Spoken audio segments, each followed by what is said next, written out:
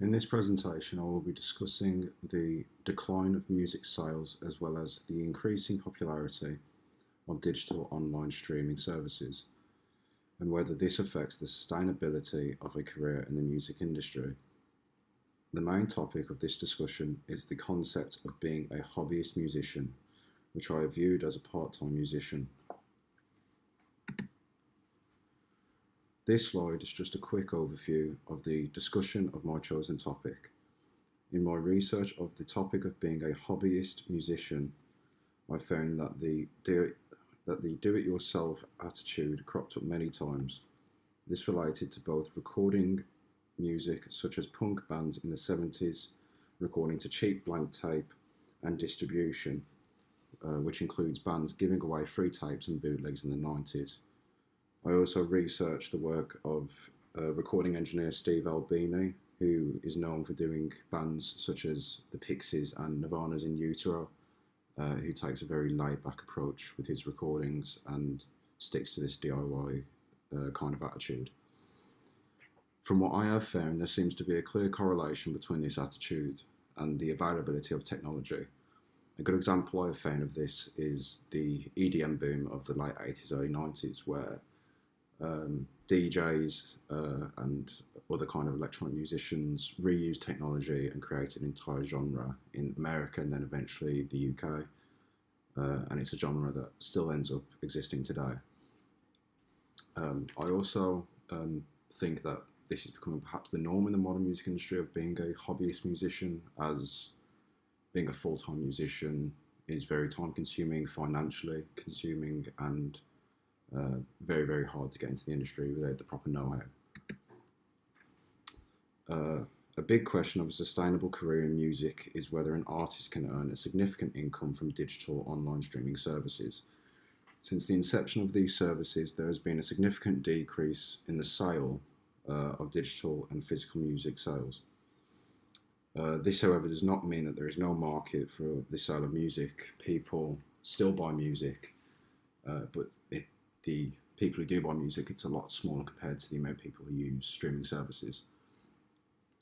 From the research that I have found, the statistics show that the music industry seems to have become more and more dependent on the streaming format, with its use increasing 51.5% in 2016. To me, this seems to indicate that due to the popularity of streaming services, this may end up increasing further, with eventually ending up with no one buying albums and everyone sticking to streaming services like Spotify, iTunes, and Google Play, amongst others. In conjunction with the previous slide, I found that even though the streaming market is more popular than the sale of physical or digital music, there still is very little money that can actually be made. For example, on Spotify, an artist can earn an estimated $0.0038 per stream. This would mean that an artist could only earn $0.038 for a standard 10-track album, which is very, very insignificant compared to the amount that the price of albums in CD stores, vinyl stores, etc.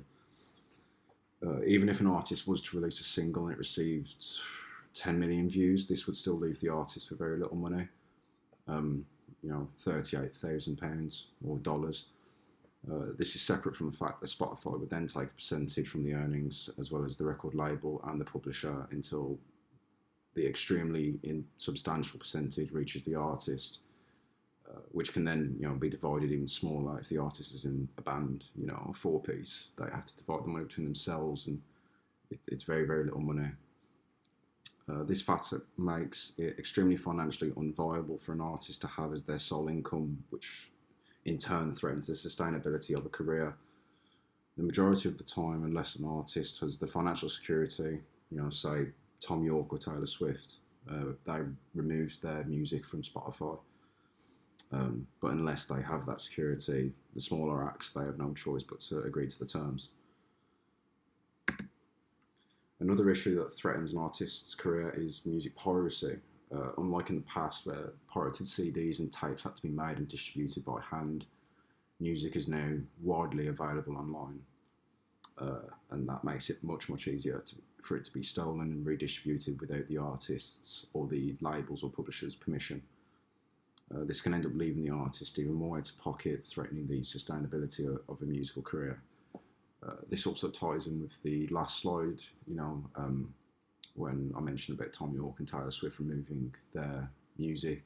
If someone pirates their music, they are that big that it still damages them, and it still is damaging to the industry, but for the smaller acts, it leaves them with virtually nothing. It's also not an underground community. It takes up a massive portion of the market. The US had 27.9 billion visits to illegal music sites almost annually. However, it's not all bad news. Despite the financial insecurity that modern day artists now face, it is now easier than ever to actually record music. Artists now no longer need to be signed by a record label and don't require the financial backing to pay for an expensive recording studio. Since the inception of home studios, DAWs, and the means of having a recording studio in a portable format, like Logic Pro or Pro Tools on a laptop, it's financially a lot less strenuous to record music. It can also be seen as an investment, really, as these modern devices and software can be used anywhere and any time, and once you have them, they're completely free. Except for like more modern iterations, as things are updated. This also makes it much less time consuming to record music, which makes it more viable for a part-time musician. Along with the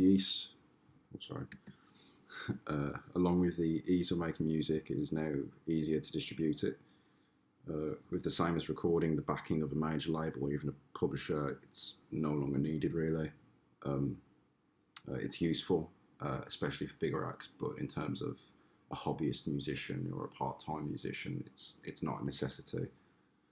Services like Bandcamp and SoundCloud, they allow an artist's music to be released online. The scope of how an artist's music reaches an audience, it can be debated that they're not large enough markets, as Spotify or iTunes, but it can still be distributed very easily. Bandcamp even have a pay what you want feature, which means, if a band has more loyal fans or fans that follow the music and respect the music, they can pay anywhere between a pound to whatever they want. So that's a good way for an artist to stay financially and sustain their career for longer.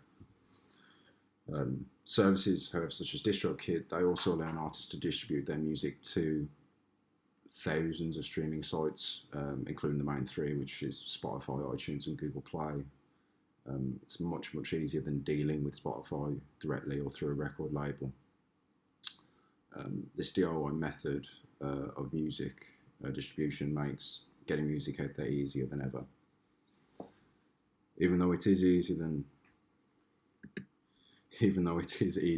ever to produce and distribute music, the issue is still there that income received from streaming services and even from the industry as a whole, it's very limited. Not artists, especially small ones, do not get a lot of money. They don't get a lot of recognition for this, and their income is based very much on gigging, selling merchandise, which, even though if you are independent, you don't have to pay a record label, financially it's a lot more. A good example of this is Fenris from Dark Throne, who actually supports himself with a full-time job as well as his music, because it's not financially viable anymore for it to be a sole income unless you are at that state like Taylor Swift or Tom York. It shows that it is possible to be successful in the music industry, really, but it also shows that there is a lack of financial security for smaller acts and even for some of the bigger ones and the more long-term ones, and it can damage the sustainability of a career. There are many examples of autonomous musicians. Despite YouTube being mainly a video sharing platform, it's also a very large one for music. And there are many artists who have been able to increase their exposure and eventually work on their music full time. This includes artists like Rob Chapman, Ruby Masado of England,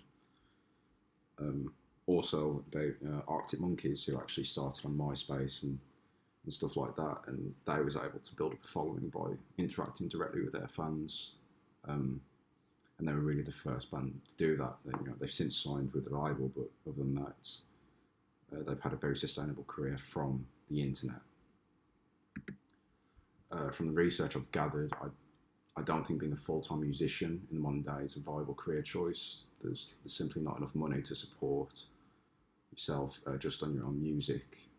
However, I do believe that being a part-time musician is possible, especially if supported by a part or full-time daily job. I believe that they will be able to build up a network and build up a following over time. I believe being a hobbyist musician can be a sustainable future. It does take a while for results to appear. Thank you for watching, and here are my bibliography references.